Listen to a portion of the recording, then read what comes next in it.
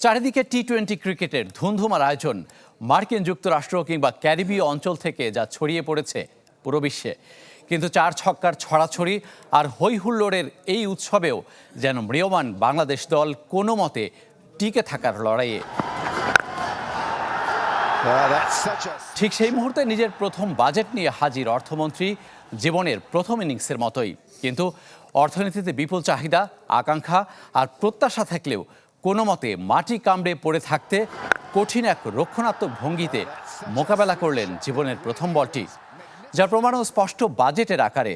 বছর ব্যবধানে তা বাড়াতে পেরেছেন মাত্র 4.5%। অথচ মূল্যস্ফীতি সমন্বয় করলে প্রকৃত অর্থে কমেছে বাজেটের আকার। যতদূর সম্ভব আমরা চেষ্টা করেছি। দেখেন, আমরা টোটাল বাজেট তো কমিয়ে দিয়েছি, কারণ শুধু বেশি করে লাভ নাই। অথচ জীবনের প্রথম বাজেটকে স্মরণীয় করে রাখার অনবদ্য এক সুযোগ ছিল তার সামনে। আনতে পারতেন বহু খাতে সংস্কার, অর্থনীতিতে প্রাণ ফেরাতে নিতে পারতেন বিভিন্ন সব উদ্যোগ। অর্থাৎ একরকম বাউন্ডারি কিংবা ওভার বাউন্ডারি হাঁকানোর বলকে তিনি মোকাবেলার চেষ্টা করলেন অত্যন্ত সাদামাটা উপায়ে। সংযোগ ঘটাতে পারলেন না ব্যাট এবং বলে, কারণ বাজেট বক্তৃতায় তিনি স্পষ্ট করেননি এইসব যে আগামীতে বাড়াতে পারে অর্থনৈতিক ঝুঁকি কিংবা চাহিদা। মূল্যস্ফীতির চাপ থেকে সাধারণ মানুষকে সুরক্ষা দিতে ফ্যামিলি কার্ড, ওএমএস ইত্যাদি কার্যক্রম জোরদার করা হয়েছে। আমাদের গৃহীত এসব নীতিকৌশলের ফলে আশা করছি আগামী অর্থবছরে মূল্যস্ফীতি 6.5% নেমে আসবে। আগে জানিয়েছি অর্থনীতিতে চাহিদা রয়েছে ব্যাপক। একদিকে দিতে হবে কাজের সুযোগ, অন্যদিকে নিয়ন্ত্রণে আনতে হবে জিনিসপত্রের দাম। অথচ নিরুপায় অর্থমন্ত্রী সেই সবের জন্য নিতে পারলেন না কার্যকর কোনো উদ্যোগ। তাই তো দর্শক চাহিদা মেটাতে না পেরে হতাশ দৃষ্টিতে তাকিয়ে থাকলেন একরকম গ্যালারির দিকে। পর চেষ্টা করলেন সাদামাটা এবং পুরনো বৃত্তে আটকে থাকা বাজেট বক্তৃতায়। ডিজিটাল বাংলাদেশের যে শক্ত ভিত রচিত হয়েছে তার উপর নির্ভর করে আমাদের ভবিষ্যৎ প্রজন্মের জন্য স্মার্ট সমৃদ্ধ একটি দেশ গড়া এখন আমাদের প্রধান লক্ষ্য। শত প্রতিকূলতা আর প্রতিবন্ধকতার এই বাজেটেও কিছু অসাধ্য লক্ষ্য ছোঁয়ার আপ্রাণ চেষ্টা রয়েছে অর্থমন্ত্রীর। তাই তো তাকে দৌড়াতে হচ্ছে সব কিছুকে পেছনে ফেলে। যেমন আত্মরক্ষার এই বাজেটেও তিনি প্রবৃদ্ধির লক্ষ্য ধরেছেন 5.7%, আর প্রায় 10% মূল্যস্ফীতি নামানোর আকাঙ্ক্ষা রয়েছে 6.5 ঘরে।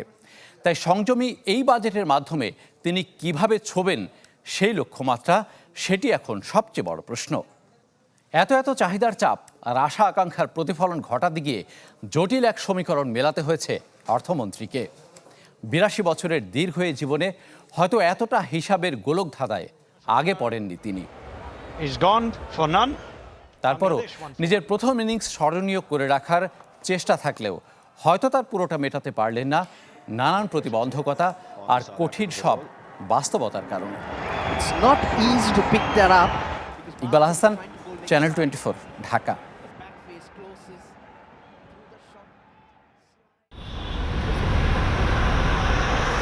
মেগা প্রকল্পের মাধ্যমে গেল কয়েক বছরে দৃশ্যমান হয়েছে বেশ কয়েকটি অবকাঠামো স্থাপনার। সাদামাটাভাবে চোখ জোড়ালেও তা যে বড় ক্ষত তৈরি করছে দেশের অর্থনীতিতে, ঋণ পরিশোধে চাপ সৃষ্টির পরই বোঝা যাচ্ছে তার ব্যথাটা। দেশের 100 বিলিয়ন ঋণের মধ্যে গেল মাত্র 3 বছরে নেওয়া হয়েছে অর্ধেকের বেশি। আয় যাই হোক, আসছে অর্থ বছরে পরিশোধ করতে হবে দেশি বিদেশি ঋণের 1.25 লাখ কোটি টাকার সুদ। আগের বছরেও যা ছিল মাত্র 94,000 কোটি টাকা। আবার গেল 10 মাসেই কেবল ঋণ পরিশোধ বেড়েছে 44%। এই ধারা চলমান থাকলে আগামী কয়েক বছরের মধ্যে উল্টে যেতে পারে দেশি বিদেশি ঋণ পরিশোধের ধরন। উদ্বেগের কারণ হচ্ছে ঋণ নিয়ে সেটা যে কাজে ব্যবহার করছি সেটাকে আমরা সঠিকভাবে ব্যবহার করছি কিনা, সেখানে দক্ষতার সঙ্গে ব্যবহার করছি কিনা, সেখানে আবার চুরি হয়ে যাচ্ছে কিনা। দেশের আয় ব্যয় সমন্বয় না করে হুটহাট প্রকল্প নেওয়ার প্রবণতা কোথায় নিয়ে যাচ্ছে দেশকে, যেখানে এখন বাস্তবায়িত হচ্ছে 2000-এর মতো প্রকল্প, যার জন্য আসছে বছরে কেবল বরাদ্দ 2,65,000 কোটি টাকা, যেখানে বাড়তি সতর্কতার গুরুত্ব দিলেন বিশ্লেষকরা। এটা খুব বেশি পরিমাণ বলে আমার মনে হয় না, তবে হ্যাঁ, এই পরিমাণটা ধীরে ধীরে বাড়ছে, এটা সামনের দিনগুলিতে বাড়তে থাকবে, সেখানে আমাদের সতর্ক হওয়ার প্রয়োজন আছে। আমাকে হত্যা করে টাকা পাবে, হত্যা করার ক্ষমতা কারো আছে? নেগোশিয়েট করে টাইম পিছিয়ে নানাভাবে করো, এটা প্রথম নয়, বাংলাদেশ প্রথম নয়। চাপ তো অবশ্যই আছে, কিন্তু অসহনীয় নয়। অপরিকল্পিত এসব প্রকল্পের আতিশয্য তৈরি করছে প্রাণহীন অর্থনীতির কঙ্কাল, যার মাসুল গুনবে আগামী প্রজন্ম। চড়া মূল্যস্ফীতির পর সরকারের নতুন চ্যালেঞ্জ এখন বিদেশি ঋণের দায়দেনা পরিশোধের চাপ। এমন অবস্থায় কোথায় সংযত হবে সরকার তা তো নয়, বরং বিভিন্ন দেশ এবং উন্নয়ন সংস্থার কঠিন সব শর্তে নেওয়া হচ্ছে বিলাসী সব প্রকল্প। এ থেকে বের হতে না পারলে অর্থনীতি যে চরম সংকটে পড়বে তা বলার অপেক্ষা রাখে না। ইমদাদ হক, চ্যানেল 24, ঢাকা।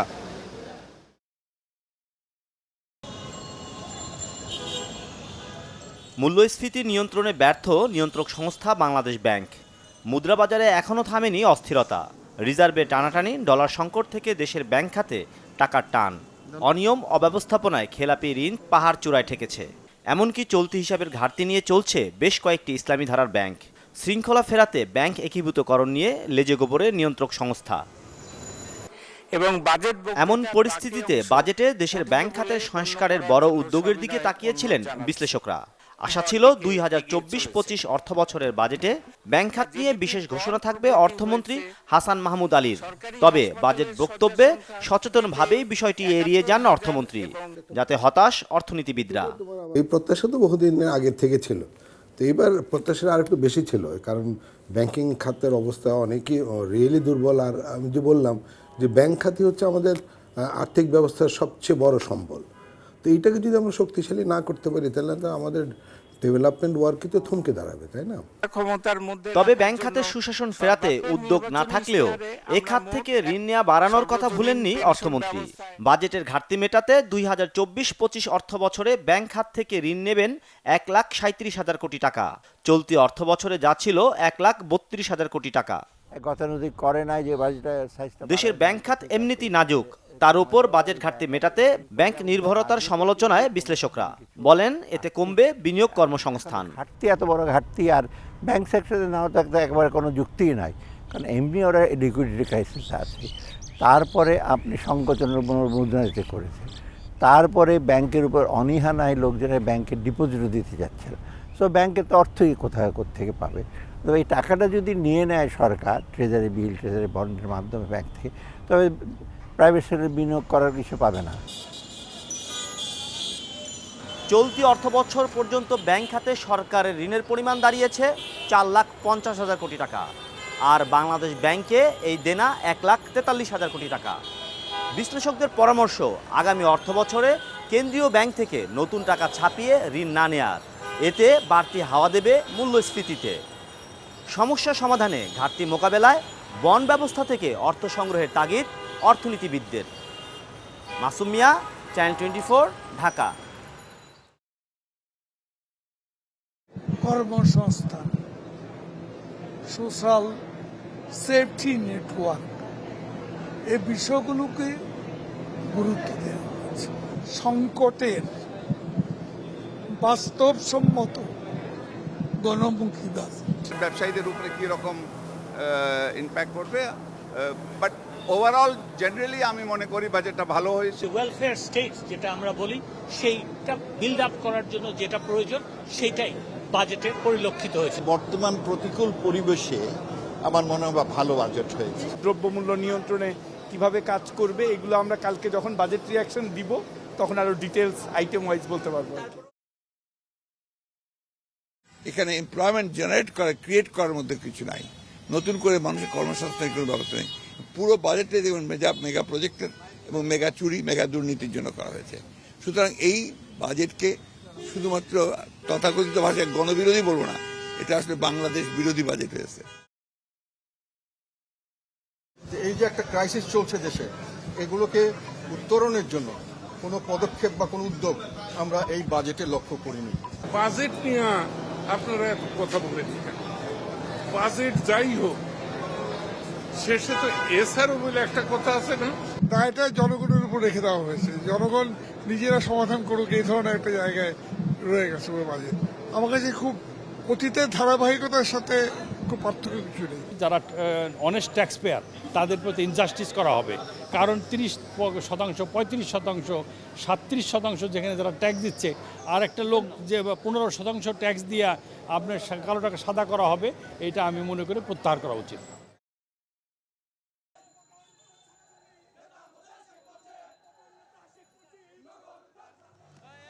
প্রকল্পের বাস্তবায়ন, এছাড়াও কিন্তু শিক্ষা, সংস্কৃতি।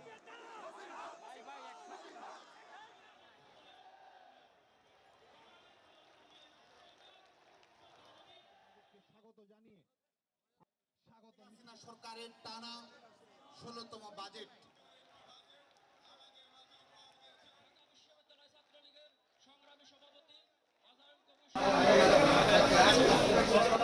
বাজারে পণ্যের দাম শুনেই বিমর্ষ মুখে দাঁড়িয়ে 40 ঊর্ধ্ব কবির হোসেন। প্রায়ই তাকে প্রয়োজনীয় পণ্য না কিনে বাসায় ফিরতে হয়। বাজার দর মেলাতে গিয়ে রাজধানীতে টিকতে পারবেন কিনা তা নিয়ে রয়েছেন সংশয়ে। 70 টাকা 80 টাকা তরকারি, আপনার চিনির কেজি 150 টাকা, সয়াবিন তেলের কেজি হলো আপনার 1 বোতল লিটার 130 টাকা। এখন আমাদের মৃত্যু ছাড়া উপায় নেই, কারণ বাজারে যে অবস্থা, এই জিনিস খেয়ে সংসার বউলাবান চালানো যাবে না।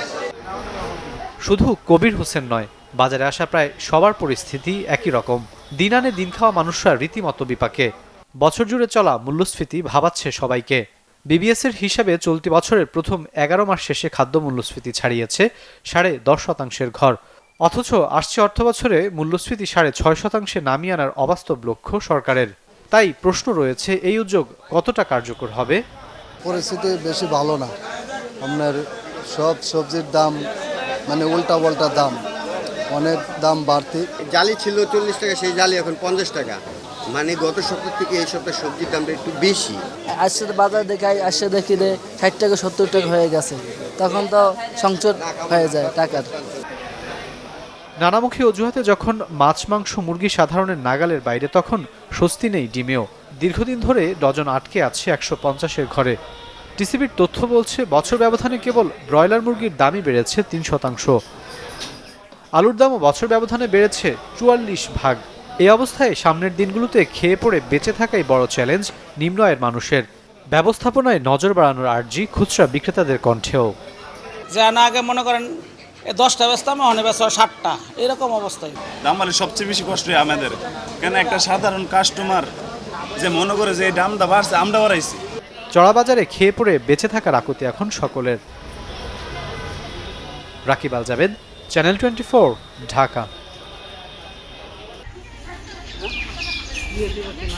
টাঙ্গাইলের ঝিনাই নদীর ওপর নির্মাণাধীন সেতুর পিলারের কাঠামো দাঁড়িয়ে আছে বছর 2 ধরে।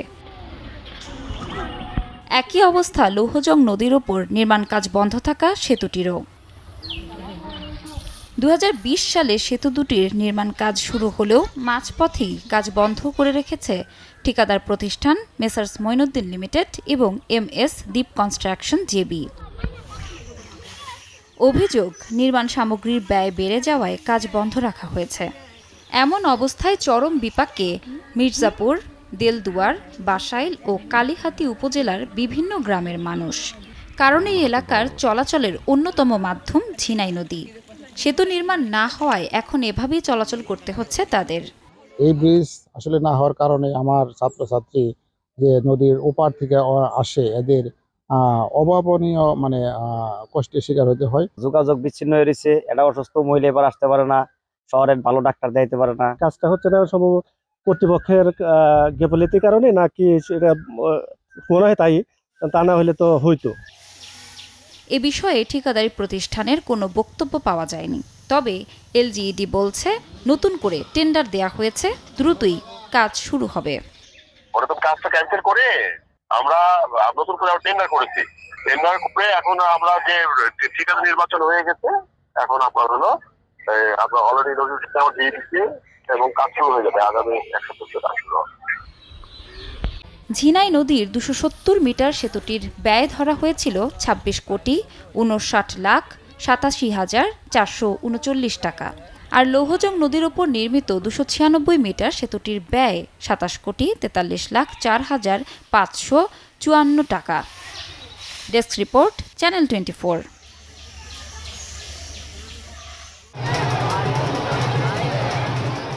গেল দুবারের তুলনায় এবার অনেকটা মাথা নিচু করেই সরকার গঠনের পথে মোদির বিজেপি। ভোট ব্যাংকের জনপ্রিয়তা কমায় একদলীয় শাসনের ক্ষমতা হারিয়েছে গেরুয়া শিবির। একক সংখ্যাগরিষ্ঠতা না থাকায় সরকার গঠনে বন্দুক রাখতে হচ্ছে শরিক দলগুলোর কাঁধে। বেকায়দায় পড়া বিজেপির কাছ থেকে দাবি দেওয়া আদায়ে উঠে পড়ে লেগেছে শরিকরা। বুধবার মোদির বাসভবনে তুমুল দর কষাকষি চলে জোটের সদস্যদের, যেখানে একাধিক গুরুত্বপূর্ণ মন্ত্রণালয়ের দাবি করে চন্দ্রবাবু নাইডুর টিডিপি এবং নীতিশ কুমারের জেডিইউ। 5টি মন্ত্রী পদ দাবি করেছে চন্দ্রবাবু নাইডুর তেলুগু দেশম পার্টি, যার একটি অর্থ প্রতিমন্ত্রীর পদ চেয়েছেন লোকসভার স্পিকারের মসনদ। সাথে সড়ক, স্বাস্থ্য ও শিক্ষা মন্ত্রণালয়ের দিকেও নজর আছে 16 আসন পাওয়া টিডিপির। 2টি মন্ত্রণালয় ও একটি প্রতিমন্ত্রী পদ পাওয়ার আশা করছে 12 আসনে জয় পাওয়া জনতা দল ইউনাইটেড। দর কষাকষিতে সুযোগ নিতে ভুল করছে না বাকিরাও। দলের নেতা কুমার স্বামীকে কেন্দ্রীয় মন্ত্রী করার জন্য চাপ আছে 2 আসনে জয়ী জেডিএস-এর। বলা হচ্ছে কৃষি মন্ত্রণালয়ের দাবি করতে পারে এইচ.ডি. দেবগৌড়ার দল। তবে অভিনেতা রাজনীতিবিদ পবন কল্যাণের জনসেনা কোনো কেন্দ্রীয় ভূমিকা চেয়েছে কিনা তা নিশ্চিত হওয়া যায়নি। বিজেপির সাথে মন্ত্রী প্রতিমন্ত্রী নিয়ে বোঝাপড়া চলছে একনাথ শিন্ডের নেতৃত্বাধীন শিবসেনা ও চিরাগ পাসোয়ানের এলজেপির। এই 2 দলের হাতেই আছে 13 আসন। সব সমীক্ষা পাল্টে দিয়ে লোকসভা নির্বাচনে বিজেপির ঘরে এসেছে 240 আসন। লোকসভায় সংখ্যাগরিষ্ঠতা পেতে এখনও দরকার 32টি আসন। ম্যাজিক ফিগার অতিক্রম করতে 28টিরই যোগান দিচ্ছে টিডিপি ও জেডিইউ। তবে মোদির এই দুরবস্থায় কটাক্ষ করতে পিছিয়ে নেই বিরোধীরা। মোদিকে নীতিশ নাইডুর পায়ে ধরতে হচ্ছে বলে এক হাত নেন মমতা বন্দ্যোপাধ্যায়। যে নরেন্দ্র মোদীকে সিঙ্গেল লার্জেস্ট পার্টি হিসেবে গুরুত্ব দেননি। ওয়ালিউল্লাহ ফারুক, চ্যানেল 24। তারা কি মানুষ নয়? তাদের বাতিল করে দিয়েছে। আশা জাগিয়েও নিভে গেল ইন্ডিয়া জোটের সরকার গঠনের স্বপ্ন। সব গুঞ্জন উড়িয়ে দিয়ে নরেন্দ্র মোদীর নেতৃত্বে এক ছাদের নিচে এনডিএ জোটের শরিকরা। এনডিএ শিবির জানায় জোটের প্রতি পুরো সমর্থন রয়েছে কিংমেকারের ভূমিকায় থাকা দেশম পার্টির চন্দ্রবাবু নাইডু ও জেডিইউ এর নীতিশ কুমারের। সব ঠিক থাকলে শনিবার প্রধানমন্ত্রী হিসেবে শপথ নিতে পারেন নরেন্দ্র মোদী। এরই মধ্যে তাকে শুভেচ্ছা জানিয়েছেন বিভিন্ন দেশের রাষ্ট্র ও সরকার প্রধান। ভারতীয় রাজনীতির অন্যতম ক্রীড়ানক নরেন্দ্র মোদী। গেল 1 দশক ক্ষমতার পুরোটাই থেকেছে প্রধানমন্ত্রী মোদী ও স্বরাষ্ট্রমন্ত্রী অমিত শাহর হাতে। তবে প্রথমবার সরকার গঠনে জোট শরিকদের ওপর নির্ভরতা বিপাকে ফেলেছে মোদীর বিজেপিকে। সমন্বয় ও ঐকমত্যের ভিত্তিতে রাজনীতি তার জন্য চ্যালেঞ্জ হয়ে দাঁড়াবে বলেই ধারণা করা হচ্ছে। এছাড়া জোট সরকার গঠনে মিত্রদের গুরুত্বপূর্ণ পদসহ কিছু প্রত্যাশাও থাকবে, যাতে কঠিন পরীক্ষার মুখে পড়তে পারে মোদীর দর কষাকষির দক্ষতা। জোট সরকারের অধীনে রাজনৈতিক ও অর্থনৈতিক গুরুত্বপূর্ণ সংস্কারে চ্যালেঞ্জে পড়তে হতে পারে মোদীকে। সিদ্ধান্ত গ্রহণে জোট সঙ্গীদের খুশি করে চলাও মোদীর জন্য কঠিন হবে। এদিকে জোটের গুরুত্বপূর্ণ অংশীদার তেলুগু দেশম পার্টি এবং জেডিইউ এর নেতাদের সাথে অতীতেও মতবিরোধ দেখা গেছে বিজেপির। সাবেক এই শত্রু মিত্রদের সাথে জোট পরিচালনাও চ্যালেঞ্জ হয়ে দাঁড়াতে পারে। মতাদর্শের বিষয়েও দেখা দিতে পারে সংকট। কেননা বিজেপি যেখানে ধর্মভিত্তিক রাজনীতিতে অভ্যস্ত, সেখানে জেডিইউ ও টিডিপি নিজেদের দাবি করে ধর্মনিরপেক্ষ হিসেবে। মুসলিম ভোটারদের সমর্থনও রয়েছে তাদের। মিলা খন্দকার, চ্যানেল 24। ক্রিকেটার আজম খান, শাদাব খান ও সাইম আইয়ুবকে নিয়ে চিন্তা বাড়ছে। ওপেনিংয়ে সেই পুরনো জুটি বাবর রিজওয়ানে ভরসা। 3 পেসার ও 2 স্পিনার নিয়ে একাদশ সাজাতে পারে পাকিস্তান। সব চ্যালেঞ্জ উতরে জয়ের লক্ষ্যের কথা জানালেন পেসার মোহাম্মদ আমির। বিশ্বকাপে সবসময় চ্যালেঞ্জ থাকে, আমরা তা মোকাবিলা করে এগিয়ে যেতে চাই। আমরা এখানে জিততে এসেছি, প্রত্যেকটা ম্যাচ জিততে চাই। এটা বিশ্বকাপ, এখানে ছোটখাটো কোনো ভুলের সুযোগ নেই।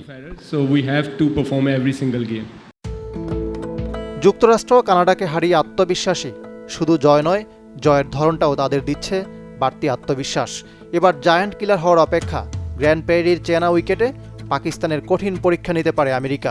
দলে কোনো ইনজুরি সমস্যা নেই। প্রথম ম্যাচে 10 ছক্কা হাঁকানো অ্যারন জোন্স আবার হতে পারেন ম্যাচের নায়ক। আমরা মোমেন্টামটা ধরে রাখতে চাই। পাকিস্তান খুবই শক্তিশালী দল, তাদের বোলারদের নিয়ে আমরা খুব বেশি সতর্ক, বিশেষ করে মোহাম্মদ আমির। তাকে আটকানোর চেষ্টা থাকবে। টি-20তে প্রথমবার মুখোমুখি হচ্ছে পাকিস্তান যুক্তরাষ্ট্র। ইকরাম হোসাইন, চ্যানেল 24।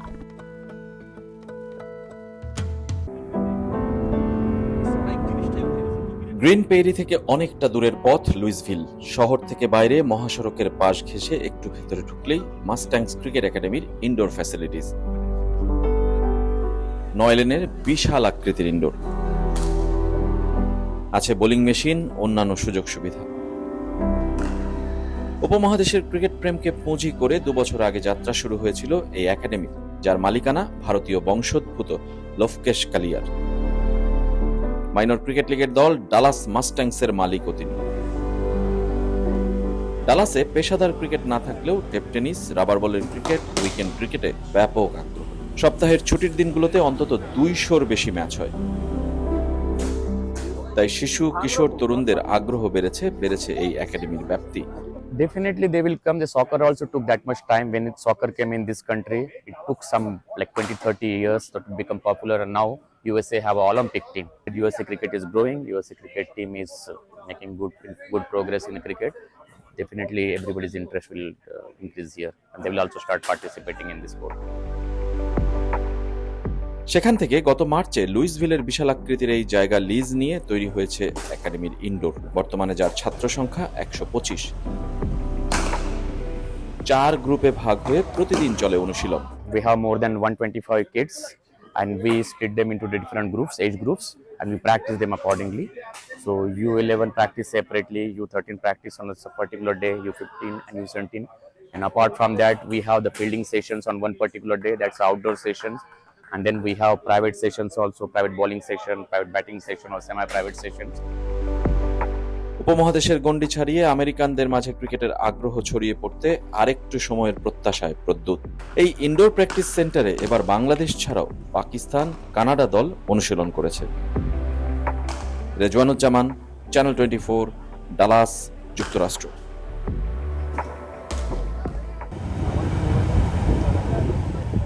প্রধান নির্বাচক হিসেবে প্রথম সফর, গাজী আশরাফ হোসেন চিন্তিত, আলোচনায় ব্যস্ত। ক্রিকেট অপারেশনস চেয়ারম্যান, বোর্ড পরিচালক সাকিব আল হাসানকে সাথে নিয়ে অনুশীলন শেষে একটা অনানুষ্ঠানিক বৈঠক হয়ে গেল গ্র্যান্ড পেইরির নেটে।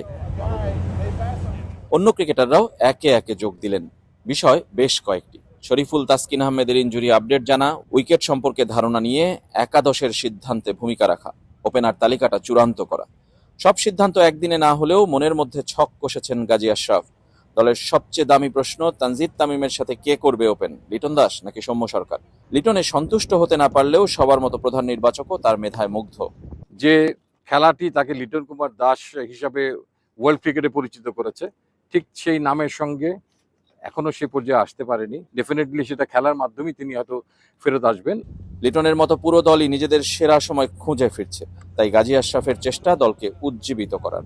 দলকে কিভাবে আরো চাঙ্গা করা যায়, মোটিভেট করা যায়, আমার মনে হয় যে সেদিকটার দিকে আমাদের ফোকাস করা উচিত। খেলার উন্নয়নের মাধ্যমেই আমরা আমাদের হারানো কিছুটা গ্লানি হয়তো আমরা রিকভার করার চেষ্টা করব। প্রতিপক্ষ শ্রীলঙ্কা যখন বিপর্যস্ত, প্রস্তুতি ম্যাচে নেদারল্যান্ডস আর মূল বিশ্বকাপে দক্ষিণ আফ্রিকার কাছে হেরে স্বপ্নটাই ধূলিসাৎ হবার পথে, তখনও বাংলাদেশ নিজেদের নিয়েই ভাবনায় বন্দী। তাদের হয়তো আত্মবিশ্বাসে কিছুটা ঘাটতি থাকবে, কিন্তু আমার মনে হয় যে অ্যাকচুয়ালি তাদের সঙ্গে আমাদের বেটার ক্রিকেটটাই খেলতে হবে। কে কেমন খেলছে তার থেকে আমাদের নিজেদের পারফরমেন্সটা আমরা কিভাবে আকাঙ্ক্ষিত পর্যায়ে নিতে পারি, আমার মনে হয় যে দলকে সেদিকটাতে নজর বেশি দিতে হবে। শরীফুলের জন্য অপেক্ষা করবে বাংলাদেশ, তার গতিপথ নির্ধারিত হবে প্রথম ম্যাচের ফলের উপর। আমরা একজন পেস বোলার ক্যারি করছি আমাদের সঙ্গে, হাসানকে, তো সেটা আমাদের হাতেই আছে, কিন্তু আমরা শরীফুলকে পেতে আগ্রহী। এবং রেজওয়ানুজ্জামান, চ্যানেল 24, ডালাস, যুক্তরাষ্ট্র।